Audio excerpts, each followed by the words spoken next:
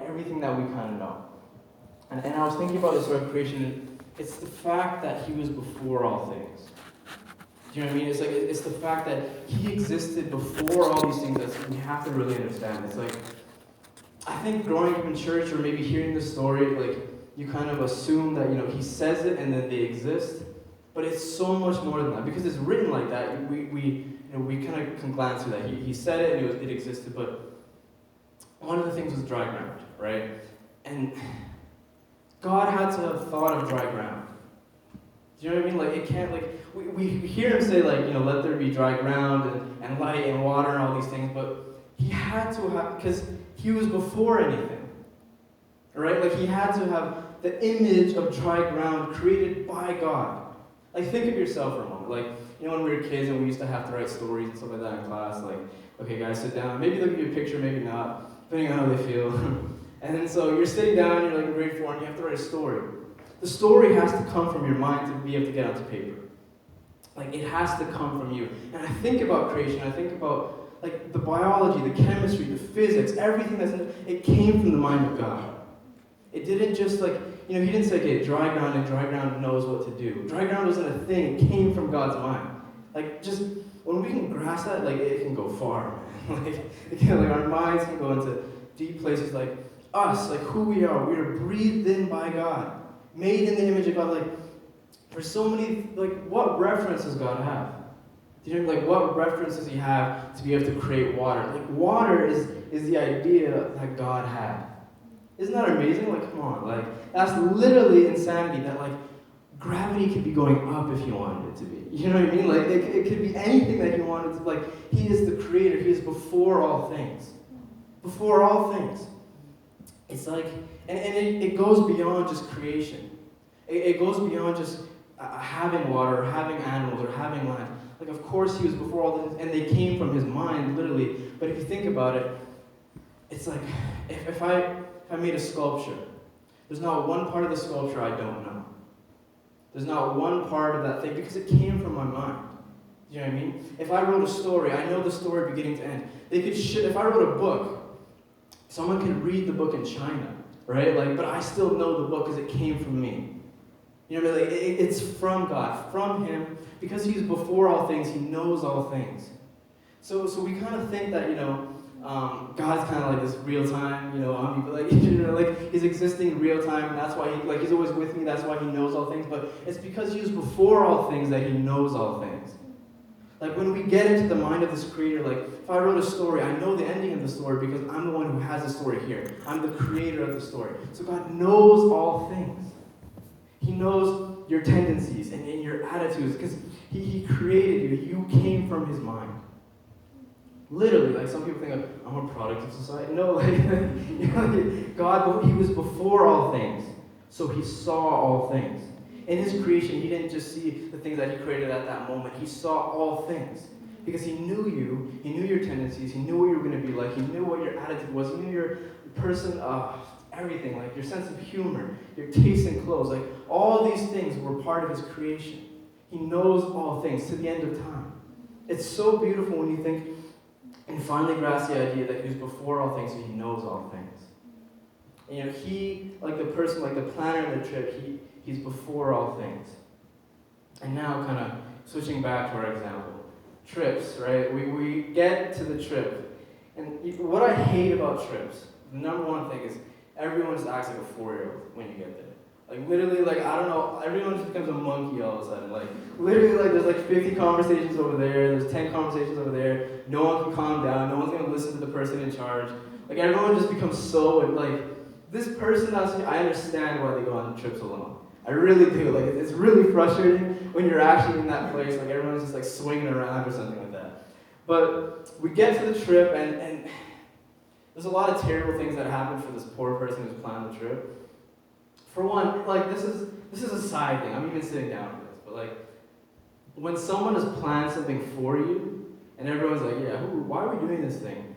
And then you say yeah, I don't know why we're doing it. And they planned it for you.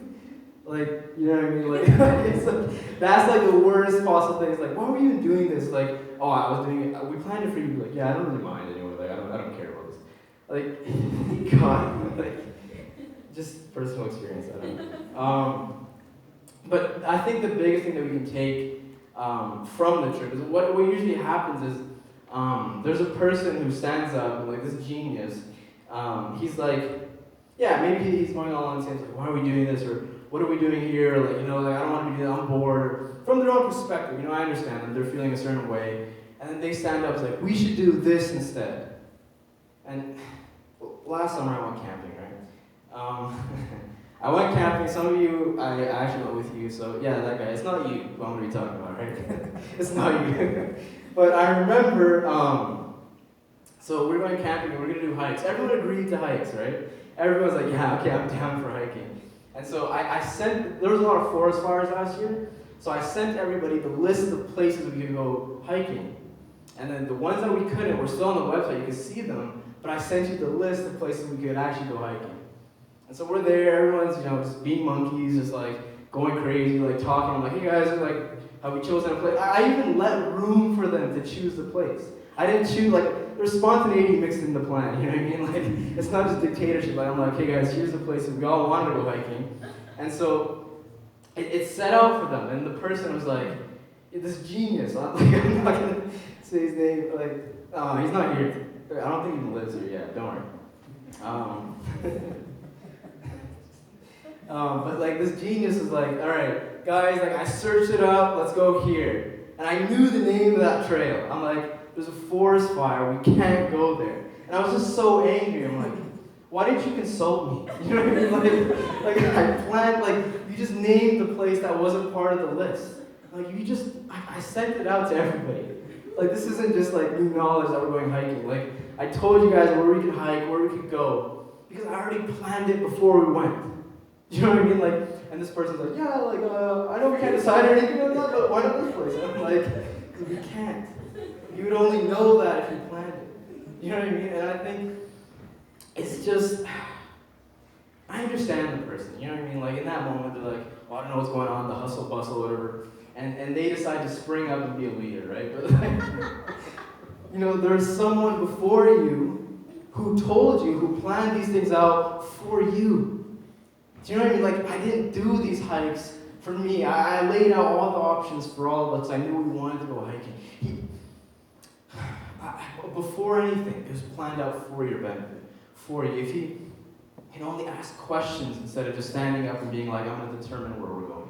If you could ask me, if you could ask the person who planned it out, if you could listen to the plan that was already made, there was a lot of other things that plans are made and people will go against the plan. We end up doing something that just sucks. Or we could have just listened to the plan, but they didn't realize that we ended up doing something subpar compared to what was actually planned out. And I think about God, and I think about how He is before all things. And I think about how so much we can just spend the whole day being so self-determined, so self-autonomous, making decisions, making these choices, making these areas that we're going to step into, and we ask like why we're not in the plan of God or why we're far from the will of God, but we've been making all these choices and making all these efforts to kind of stand out on myself, and because it's difficult. But God is before all things. And when He did creation, He said something so specific. He said, He created these things, and He said it was good. The plan for us, the God who saw beyond all things, beyond the power of sin, beyond the power of death, He created things with the intention of it being good. The intention of it being good for you. The intention of it being good for our lives and for those around us. God's plan is good for us, but so often we struggle to isolate ourselves to each situation that we face in life. When, there's something that exists, that's a creator-creation relationship, that God is present in every moment. God is present in every single area that we step into. I used to have this huge conviction in my heart because I used to know where I prayed. I prayed in my bedroom area, and I'd read my Bible there, and then, when I leave the house for work or for school or something like that, like the existence of God, where was that? Where was the feeling of God's even presence within my life? Nowhere. But, I'd come home from my day, and then I kind of remember that I'm going to that bedroom or that house, and it kind of remember in my mind that, oh yeah, God, right? But God exists throughout time with you. He's been able to see all things. He knows all things. He knows where you'll be. He knows the contents of what He's created. How could I not know the story that I've made? God is with you in all things, and we need to learn this awareness of someone who's before us. We need to know an awareness of the leader who planned out the hikes for us. He's there. Refer to him. You know what I mean? And I think we enter these places where we act alone so much and we forget the presence of God that is with us at all times in every moment, who saw our lives and said it was good with the intention of bringing us to good places. And we wonder where we're at and why we're here and why we're not there. And we have these, and you know what? Like, if the person just asked me questions on the hike, God says, you don't have because you don't ask. Seek and you'll find. Knock and the door will be open to you. Like, pray always. And I think just losing the awareness that God's Spirit is resting in you at all moments, that God is with you in all moments, and He needs to be leading you at all moments. And, you know, I struggled with this idea of, you know, why is it difficult to let God kind of lead our lives? And, you know, why is it so, like, why do we, you know, strive to be the ones who kind of forges our own way? You know what I mean? And I really looked at the heart myself, of other people that I've spoken to, and there's a lot of just desiring to fulfill the needs within my heart.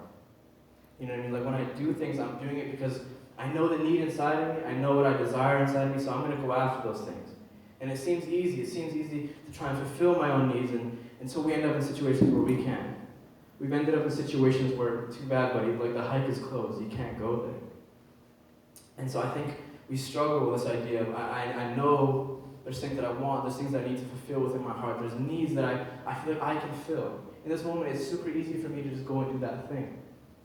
But someone explained this so well in the Bible, and if I could just get the worship team up here. If you have a Bible, one of my favorite chapters, Psalms 23. And I just want you to, if anything, just keep this message, because, one of like the best written things in the Bible is, the Lord is my shepherd, I have all that I need. I'm going to say that again. The Lord is my shepherd, I have all that I need. He lets me rest in green meadows. He leads me beside peaceful streams. He renews my strength. He guides me along right paths, bringing honor to His name. Even when I walk through the darkest valley, I will not be afraid, for you are close beside me. Your rod and your staff protect and comfort me. You prepared a feast for me in the presence of my enemies. You honor me by anointing my head with oil. My cup overflows with blessings. Surely your goodness and unfailing love will pursue me all the days of my life, and I will live in the house of the Lord forever. But just that first one, the Lord is my shepherd. Shepherd is someone who leads, guides the flock. The Lord is my shepherd, so I have all that I need. I love this. I love that, you can search your entire life to fulfill the needs that you feel like you have to go after. But if you can surrender your life to God, if you can surrender to the authority of someone who is before all things, knows all things, you can realize that His entire purpose of creation was to love on us. The entire purpose of creation was to be with us. He is the source of everything that is good. He is everything that exists that is pure and good in life. And so when He leads us, when we be able to find Him, we have all that we need. I think there's an unending search for things in life, and I think that allowing God to kind of show you the path, even though, like we learned the first week, it might not always make sense. For example, Peter, he was someone who followed Jesus for 3 years. And Jesus was like, I have to die now. I have to go on the cross. And Peter's like, so reasonable to Peter. Why would you die? Like, I don't want this for you. And Christ rebuked him. He said, no, I have to do this thing. Get away from me, Satan. And at the time, I understood with Peter, it's hard because he feels like he's losing that need that he wants to have, that relationship with Christ. But when Christ died, He gave Peter the freedom that he needed. He gave us the freedom that he needed. It didn't make sense in that moment, but He gave us the freedom that we needed. If we can learn to be aware of God's presence day to day, be aware of someone who knows the plan, who knows what's going on, man, He will fulfill your needs. He will lead you to places where you're not even striving as much anymore. You're not needing to go out and trying to find that fix. You're fulfilled in who He is, and you just do a journey with God. I see people in here like a touch from heaven, like a fire in your heart, and then you're just going to want to walk with Him. It won't be about fulfilling what I need or the things that, it's just wherever He goes, I got to go. Wherever He is, I need to be. You will search for the Lord. You will seek the Lord with all your heart, and you will find what you need. I think the path, the amazing path that He has for us is one where we're together. One where He's with me and He shows me things that are good. He reveals to me the mysteries that are hidden deep within His character. Yeah. So let's learn His voice, obey His commands, and let Him lead us into a place that's, like David said, like it's green meadows and still rivers. Yeah. So let's just close our eyes right now.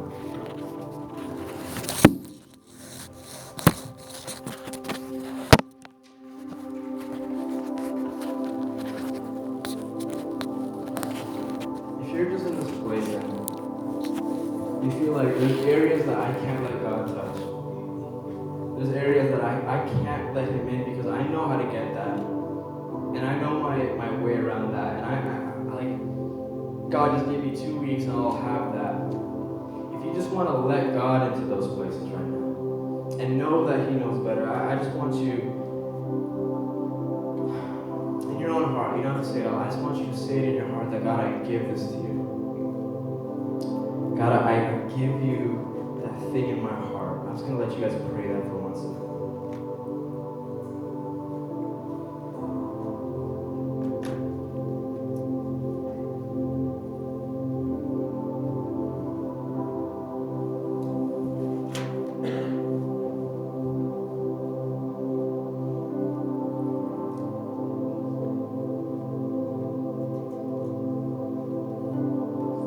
Right now, if there's a fear in your heart about something to come, God is stirring up peace in this place, like a whirlwind. If you just want to surrender that in your heart right now.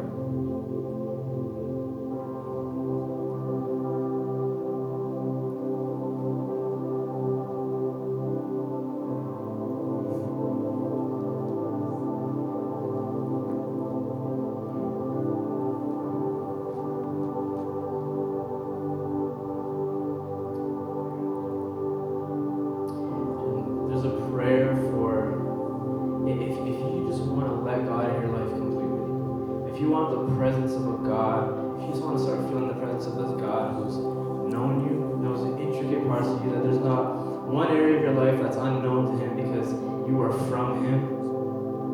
And if you want to start walking with God, I just want you, all eyes are closed, all heads are bowed, just to raise your hand. That's good.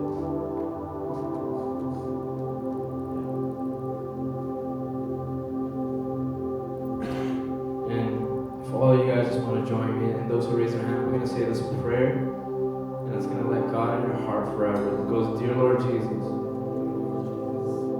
thank you for dying on the cross for my sin. Please forgive me and come into my life. I receive you as my Lord and Savior. Help me to live for you the rest of this life. In the name of Jesus, I pray. All of heaven rejoices tonight. Come on, guys, let's worship. Let's get excited. If you're tired, let's get up. God's giving you fresh legs.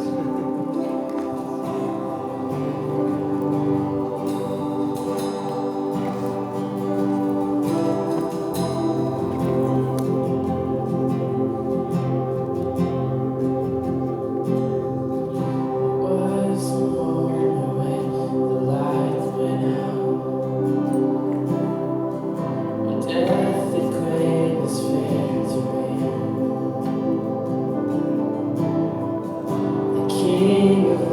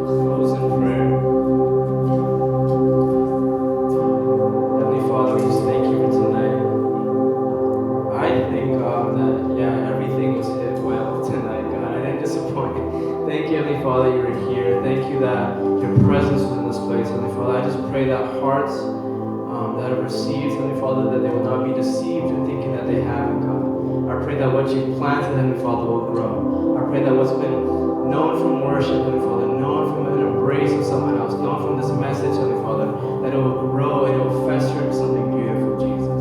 I pray, Heavenly Father, that people just throughout this week, Heavenly Father, and what's coming, they won't feel like they need to do anything for your love. Heavenly Father, the love that is in this place, the power of your love that would die for us that's in this place, Heavenly Father, I pray that every heart will know that nothing is needed, Heavenly Father, that nothing is needed to earn that love, God, but that you love them to a fault, God, that you love them wholeheartedly, Jesus. I thank you. I bless everyone here. When we're in, Heavenly Father, may we be blessed. When we're out, may we be blessed, Jesus. Wherever we go and by everything we touch, God, may it be blessed in your name, Jesus. May our lands produce, Heavenly Father, the areas that we enter into produce, Heavenly Father. And we have no fear or anxiety of the plan that you have for us, Heavenly Father, because it is a plan that is good, Jesus.